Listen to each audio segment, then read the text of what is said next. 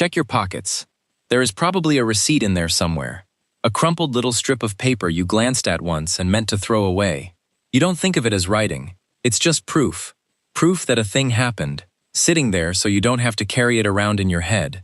The very first thing human beings ever wrote down, the oldest readable sentence on the entire planet, was exactly that. Not a poem, not a law, not a prayer to a god. It was a receipt for beer. And to understand how a bar tab ended up as the founding document of civilization, you have to start 5,000 years earlier, with a handful of little clay stones that, at first glance, don't look like anything at all. Ask most people why writing was invented, and you'll hear something noble. To tell stories, to write down the law, to speak to the gods, or to keep the great myths from being lost. It's a lovely idea. It's also wrong. The epics and the prayers and the law codes do come, but they come late, sometimes 1,000 years after the first marks were pressed into clay. When you dig down to the very bottom of the written record, there is no poetry there at all. There are lists, inventories, counts of grain and sheep and jars of oil, and notes of who owed what to whom. Writing did not arrive to say something beautiful. It arrived to remember something boring, so that no single human being had to hold it in their head, and no one could argue about it later. So go back to the very beginning, to the hills of the ancient Near East around 10,000 years ago, right as people were first settling into farming villages from Turkey to Iran. Scattered through those villages, archaeologists kept turning up thousands of tiny clay objects, little cones, spheres, discs, and cylinders, barely a centimeter across. For decades, nobody knew what they were. Museums filed them under miscellaneous, or guessed they were gaming pieces. Then the French-American archaeologist Denise Schmandt-Besserat spent years cataloging them across dozens of sites, and in her book, Before Writing, she argued something radical. These weren't toys, they were a code. Each shape stood for a thing and a quantity. A cone for a small measure of grain, a sphere for a large measure, an ovoid for a jar of oil. A token was a fact you could hold. One lump of clay that meant one jar of oil is owed, and you could keep it or hand it over, long after everyone involved had forgotten the deal. That is a record. It is a piece of memory, pulled out of a human skull and parked in the physical world, where it can wait and travel and be checked years later by people who never met. And it worked, more or less unchanged for 5,000 years, from the villages of Syria to the edge of Afghanistan. But here is where the story turns, and turns into writing. Say you're owed a debt, and the tokens for it need to travel, or to sit sealed until payment. Around 5,500 years ago, in cities like Uruk and Susa in what is now Iraq and Iran, people started sealing the tokens inside a hollow ball of wet clay. An envelope, basically, that we call a bullae. Very secure. Also very annoying, because now you can't see what's inside without smashing it open. So they added a clever step. Before sealing the tokens away, they pressed each one into the soft outer surface, leaving its shape stamped on the shell. A sphere left a circle, a cone left a wedge, and then somebody, somewhere in Uruk, had one of the most important thoughts in the whole of human history. If the marks on the outside already tell you what's inside, then you don't need the tokens inside at all. You can throw the tokens away, flatten the ball into a tablet, and just keep the marks. The three-dimensional object became a two-dimensional sign. That, Schmandt-Besserat argued, is the exact moment accounting hardened into writing. And the earliest tablets prove her point, because they are relentlessly, almost comically boring. Around 3300 BCE, the clay tablets of Uruk fill up with a picture-based script we call proto-cuneiform, and if you saw one, you would not think sacred text. You'd think spreadsheet. Each little box holds a picture of a thing: an ear of barley, a jar of beer, the head of an ox, with a number of marks beside it. The German scholars Hans Nissen, Peter Damerow, and Robert Englund spent years decoding these. In a book they bluntly titled Archaic Bookkeeping, and that title is the whole story. The overwhelming majority of the earliest writing on Earth is administration. Rations issued, grain delivered, livestock counted, workers paid. The first people who could read and write were not poets or priests. They were clerks, keeping the books of a temple warehouse. Which brings us to the most famous of those clerks, and to that receipt for beer. On a small clay tablet from Uruk, around 3000 BCE, the marks record a running total, something close to 29,000 measures of barley, tracked over 37 months, and beside it a single pair of signs, Ku and Shim, Kushim, because that same name shows up signing off on the same kind of grain and beer accounts across roughly 18 separate tablets. Many scholars read it as a real person, the accountant responsible for the barley that became the beer, which produces one of the strangest facts in all of history. The first individual whose name we can still read was not a king, or a warrior, or a prophet. It was a bookkeeper, and we remember them only because they signed the ledger. Now, be careful here, because the experts are, Kushim might not be a person at all. Those two signs could be a job title, the office of chief of the storehouse, rather than a name. We can't be certain. But whether it is a man or an office, the point holds. The oldest signature on Earth sits at the bottom of an account.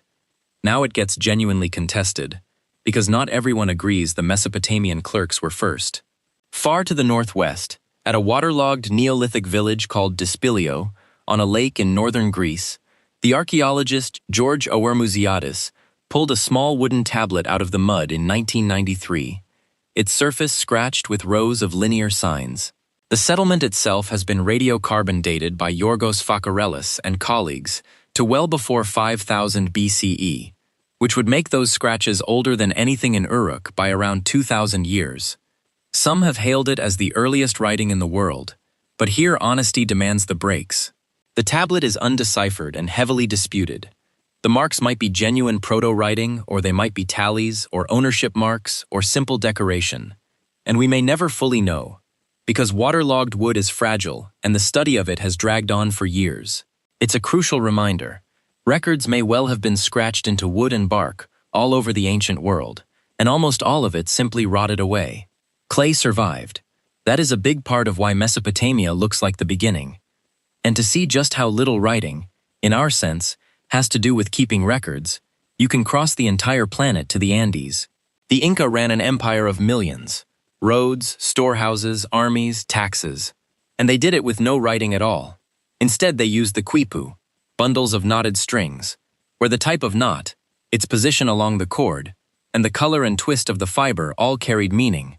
The anthropologist Gary Urton and the Harvard Quipu Database Project have recorded the details of more than 900 surviving quipus, and in 2018, Urton and his student Manuel Medrano matched the knots on a set of them to a written Spanish census from 1670, reading, straight off the cords, the tribute owed by specific communities. Census figures, storehouse inventories, debts, labor owed. It's everything those Uruk tablets did, only tied into string, which tells you the goal was never letters or the alphabet.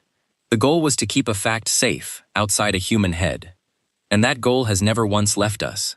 For 700 years, from the 12th century into the 19th, the English treasury recorded debts on tally sticks, lengths of hazelwood notched to show an amount, then split down the middle, so that the two halves had to fit back together to prove the deal was real. The government kept one half, you kept the other, as your receipt. The half retained by the exchequer even had a name, the stock, which is the very reason we still talk about stocks and stockholders today. A wooden receipt, invented to outsource memory, left its fingerprints on the modern stock market.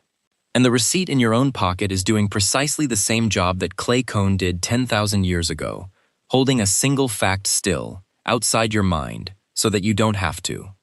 So here is the reframe, and it flips the usual story of writing on its head. We like to imagine writing was born to express the human spirit, to sing, to pray, to declare the law. But look at what is actually at the bottom of the pile. Writing was born to do the opposite of express.